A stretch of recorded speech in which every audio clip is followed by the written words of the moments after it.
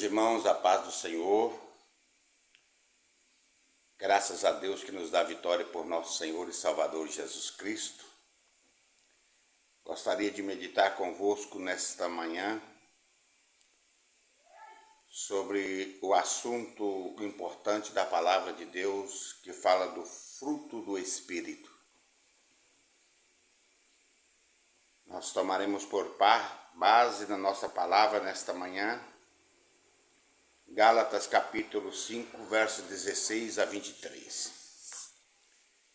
Digo, porém, andai em espírito e não cumprireis as concupiscências da carne, porque a carne cobiça contra o espírito e o espírito contra a carne, e esses opõem-se um ao outro, para que não façais o que quereis. Mas, se sois guiados pelo Espírito, não estáis debaixo da lei. Porque as obras da carne são manifestas, as quais são adultério, fornicação, impureza, lascívia, idolatria, feitiçaria, inimizades, porfias, emulações, iras, pelejas, dissensões e heresias, invejas,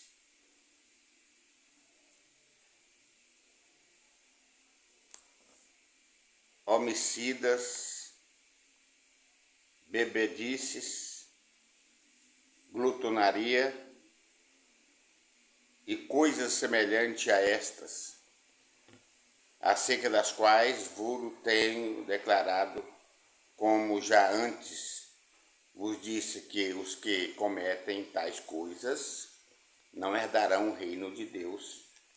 Mas o fruto do Espírito é amor, gozo, paz, longanimidade, benignidade, bondade, fé, mansidão e temperança. Amados, quando Paulo escreve aos irmãos da Galácia, ele está doutrinando aqueles irmãos acerca desses maus hábitos, esses maus costumes que eles tinham, parte deles tinham, e estava infiltrado na igreja, esses horrores aqui que a Bíblia registra.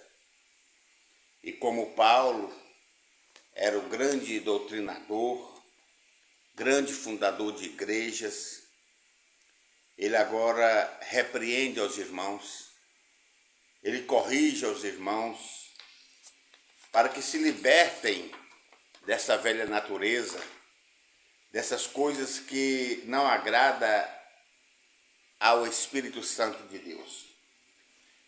Todos nós sabemos que há dentro de nós uma guerra contínua, o mal contra o bem.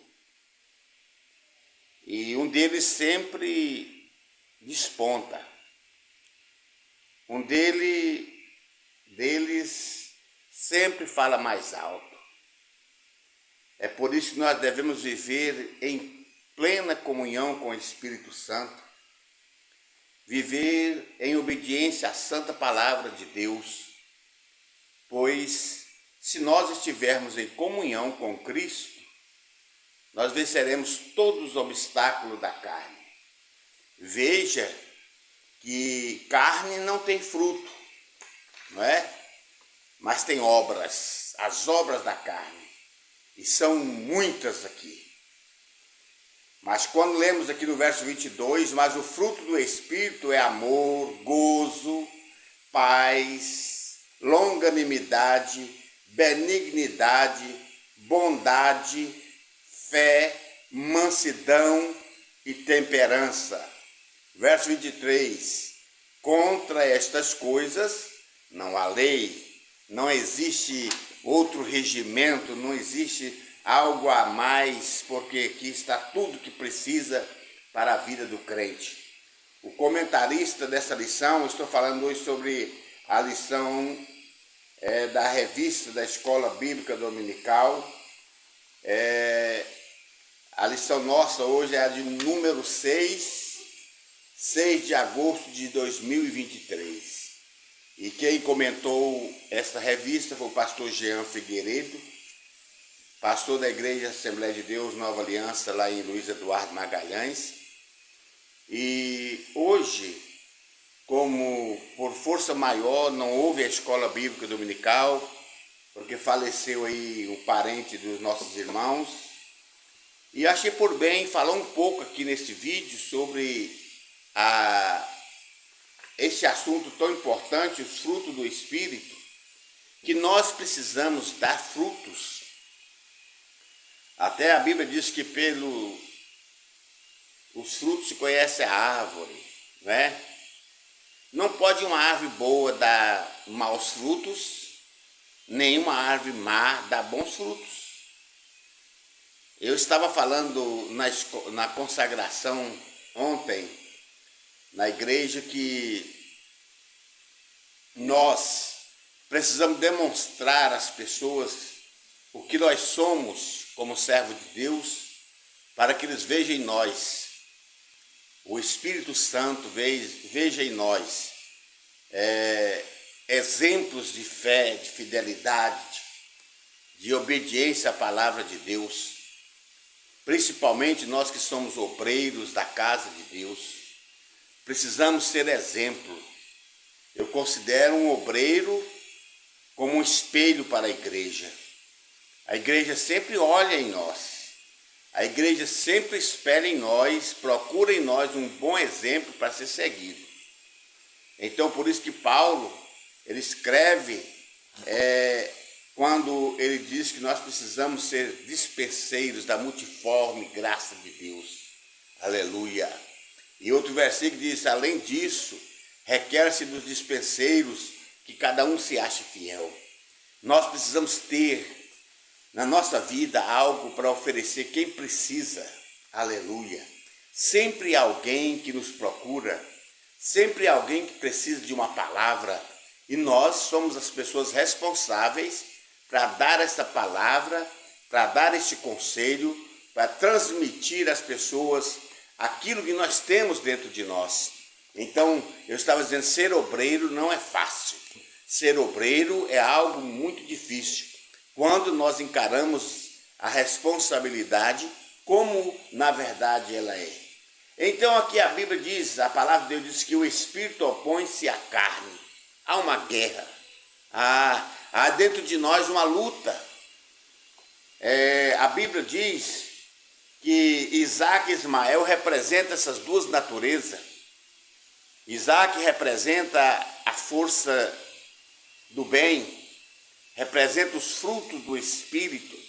Ismael, com a sua natureza, representa a velha natureza. Isaac representa a nova natureza em Cristo Jesus.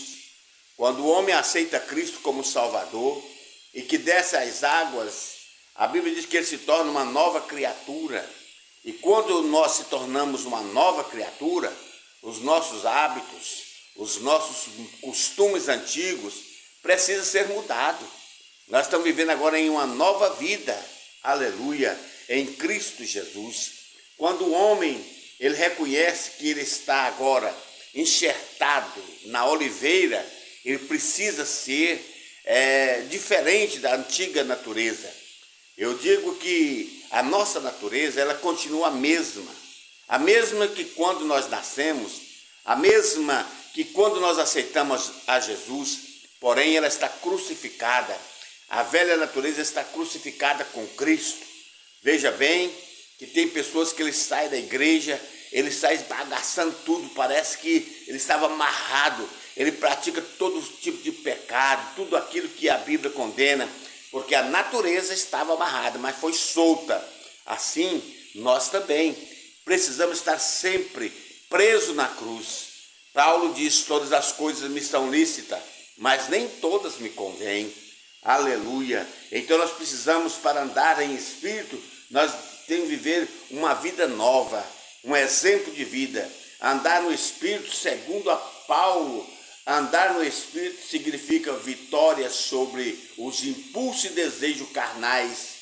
Um homem nascido de novo precisa estar sob força motivadora e capacitadora do Espírito de Deus. Aleluia. Glória a Deus. Então quem rege a nossa vida é o Espírito Santo. Quem rege a nossa vida é a natureza divina. Por isso é que nós obstemos do pecado, da antiga natureza.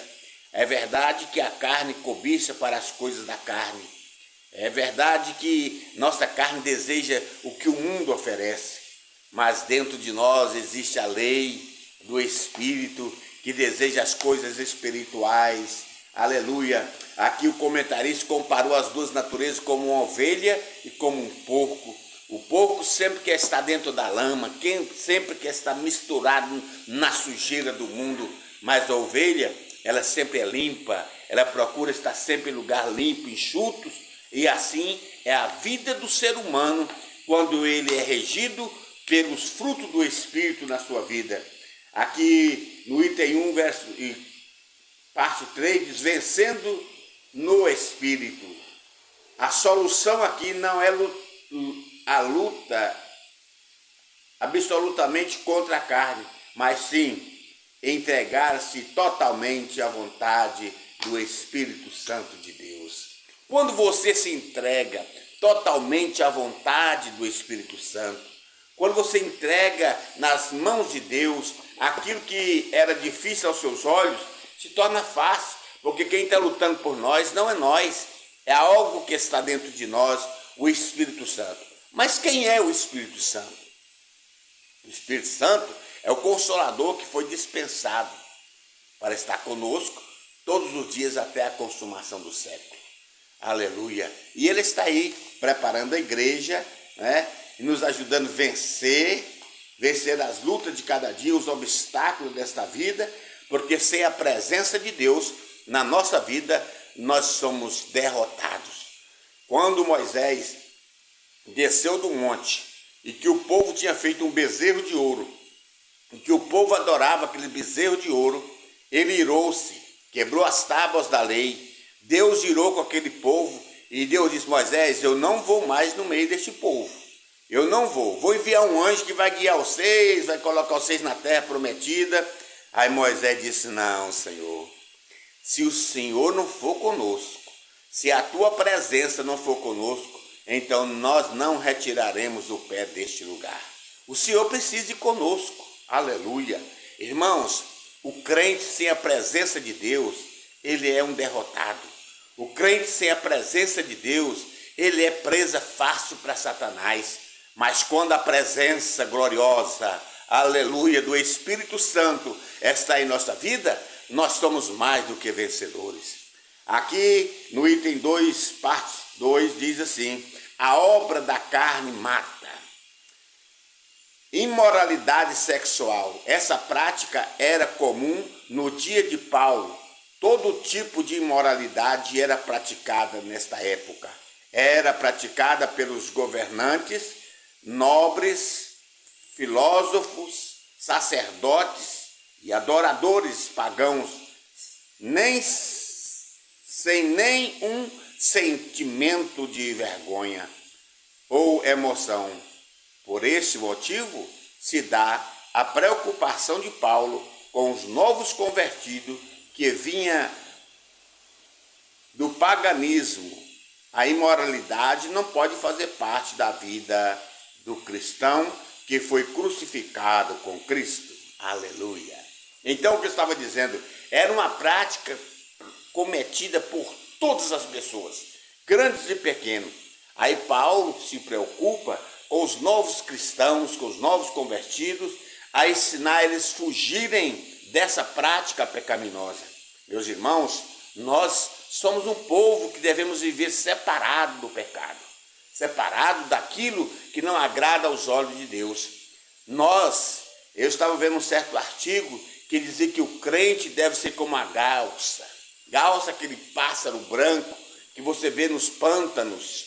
Ele sempre é branco, Ele anda na lama o dia todo procurando a sua alimentação, mas à tarde você pode olhar que ela está perfeita, limpa, sem mancha, porque ela andou na lama, mas não contaminou com a lama do pecado. O crente vive nesse mundo, nós vivemos nesse mundo misturado com tanta coisa, mas nós vivemos limpos, porque fomos purificados um dia pelo sangue de Jesus, aleluia, lavado pela lavagem da palavra de Deus, e estamos purificados. Então temos que viver em novidade de vida. A 2 e a parte 3 diz: crucificando a velha natureza. Crucificando. Crucificação tinha elas que era pregada, outras era amarrada. Então veja bem que quando a pessoa está presa em um madeiro, ele não tem destreza, ele não pode fazer nada porque está amarrado. Qualquer um fraquinho vence um gigante quando ele está amarrado, pendurado em um madeiro. Nós também. Essa velha natureza está crucificada, amarrada com Cristo, e agora somos livres para fazer a vontade de Deus, porque predomina em nós a graça, aleluia, a graça de Deus se manifestou sobre nós, trazendo-nos liberdade. Segundo o apóstolo Paulo, o cristão é identificado com Jesus Cristo por meio de sua morte, ressurreição. Romanos capítulo 6. Cristo morreu por nós e de uma forma simbólica morremos com ele. A morte de Cristo foi para remover o castigo de nossos pecados, mas ao morrermos com Cristo, romperemos o poder do pecado. Ao sermos crucificados com Cristo, morreremos para o pecado. A metáfora da crucificação não é uma mera figura de linguagem, mas um ato de fé. Como resultado disso, a carne deixa de ser instrumento do pecado. O pecado na carne foi destruído na cruz por meio de Cristo, Romanos 8:3. Isso não quer dizer que a natureza carnal não reaja. Já comentamos um pouco acima de ambas as naturezas, se opõem uma à outra para que nenhuma não faça o que quer. O segredo para vencer tal natureza pecaminosa é manter uma vida crucificada em Cristo. Gálatas 6, 14 e 15. Foi Cristo que nos crucificou com ele. Cabe a nós crer e agir em conformidade com isso. Aleluia! Estamos crucificados com Cristo. A Bíblia diz que Jesus levou cativo o cativeiro. A prisão, Jesus foi lá e soltou nós da prisão, do pecado. E agora estamos com Cristo. Nunca podemos descer da cruz de Cristo. A cruz de Cristo é o símbolo de uma vida transformada. A cruz de Cristo é o símbolo de um homem, de uma mulher que venceu o pecado, através do sangue de Jesus. Agora que produzimos frutos. Há um contraste entre a obra da carne e o fruto do Espírito. No entanto, o apelo de Paulo aqui é que o cristão seja atraído pelo fruto, ainda que fossem reprimidos pela obra carnais. A maior prova de uma igreja transformada não está no movimento que ela faz, ou o barulho que produz, mas sim no fruto do Espírito que se relaciona com a qualidade éticas e morais de um cristão. Aleluia. Gente, eu sempre digo, barulho não traz avivamento. Não. Mas quando o crente é avivado, ele faz barulho. E quando você escuta o barulho de uma igreja transformada, avivada, você sente algo, porque aquele barulho é produzido pela ação do Espírito Santo na nossa vida. O fruto precisa crescer na vida do cristão, mas esse fruto só pode ser produzido no Espírito, Gálatas 5:25. A carne não tem capacidade de produzir vida, só obras, entenda bem, mortais, obras mortais. Hebreus 9:14. O Espírito, no entanto, produz frutos vivos. Aleluia. Graças a Deus. A obra da carne é morta, mas o fruto do Espírito é vivo. Aleluia. O fruto do Espírito produz alegria. Você vê uma pessoa passando por dificuldade, pessoa enfrentando uma luta, uma guerra, um problema, mas você vê nele a alegria do Espírito Santo. Aleluia. Uma fonte de água viva que jorra dentro dele, a alegria da salvação. Nunca, meus irmãos, nós poderemos deixar os problemas da vida, deixar as dificuldades, a luta, abafar essa alegria da salvação que está dentro de nós. Foi o que Jesus disse à mulher samaritana. Aquele que beber dessa água, volta aqui para buscar de novo, porque torna ter sede. Mas quem beber da água que eu lhe der, se fará nele uma fonte de água vivas que salta para a vida eterna. Você tem, meu amigo, essa fonte de água viva? Você tem, minha amiga, a fonte de água viva dentro de você? Se você não tem, procure hoje. Aleluia. Essa fonte fala da alegria da salvação, o gozo de ser salvo, o gozo de estar nesse mundo, mas não está compactuando com o pecado que o mundo oferece. O amor tem de gerar mais amor. Um coração alegre ajuda a produzir mais alegria. O objetivo de Jesus com a igreja é que ela produz muitos frutos. João 15, 2 e 5. Pois desse fruto, dessa forma, o glorificamos. O velho homem é incapaz de produzir fruto, só pode ser produzido em uma nova criatura. Há vários tipos de fruto mencionados no Novo Testamento como pessoas salvas em Cristo, uma vida de santidade, as práticas de boas obras e o louvor a Deus. Aleluia. O fruto do Espírito, mencionado em Gálatas 5, 22 e 23, se refere ao caráter do cristão, a dons do Espírito que se refere à salvação, há outros dons que se referem ao serviço, e muito importante distinguir isso. É muito importante saber distinguir os dons de Deus na nossa vida.